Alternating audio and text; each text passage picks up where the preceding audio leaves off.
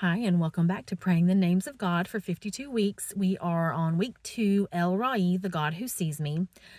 And I'm going to share with y'all, I've been having kind of a rough week. And I saw a meme earlier, and it was a tow truck pulling a bus. And on the bus, it said the struggle bus. And it was funny to me because I felt like I was on a struggling struggle bus. And of course, because we've been on the name El Ra'i, I was like, God, I am glad that you see us when we are on a struggling struggle bus. I think this video will actually be kind of short, but what I want to talk about today in regards to El Ra'i and Hagar is when the angel is talking to Hagar and he says, the angel of the Lord said, return to your mistress Sarah and submit to her. Then the angel said, and then he gave the blessing over Hagar and Ishmael. And I never really noticed that little pause between those two statements. And it got me thinking, was that an if-then statement? Was it also just the angel just kind of waiting to see if she was going to follow that part of the instructions before he then released the blessing on her? Excuse me.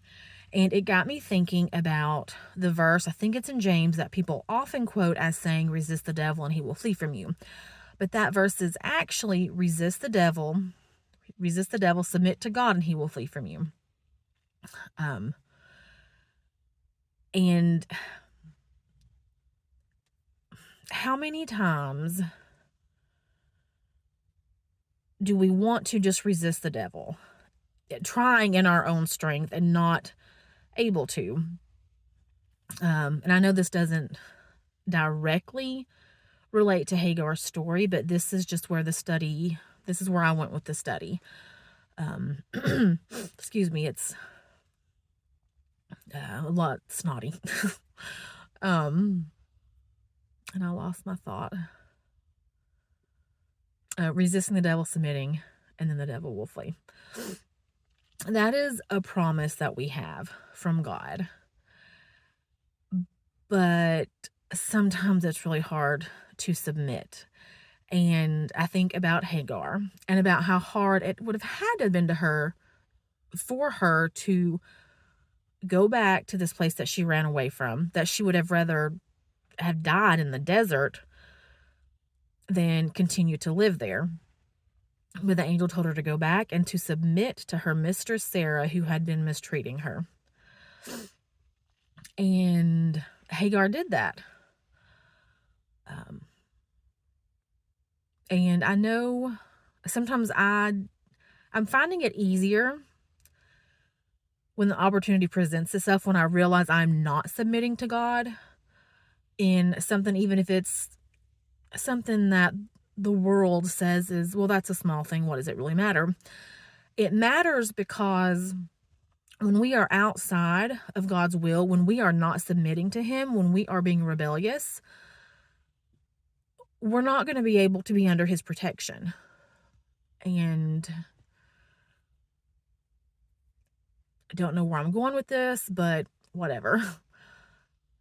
It is so important that we let the Holy Spirit lead us and guide us in everything that we do and say and the things that we think on. Out of the heart, the mouth speaketh. When we are not submitting to God, thinking on things that we should not be thinking on, we're feeding that. And it makes it harder to submit to God. In my experience, it makes it harder to submit to God if and when you get ready to submit to him. And like I said, that's just where I'm going with this. So take that, please, as food for thought, and try to be more cognizant of if there's an area in your life that you are not submitting to God. If there's an area of your life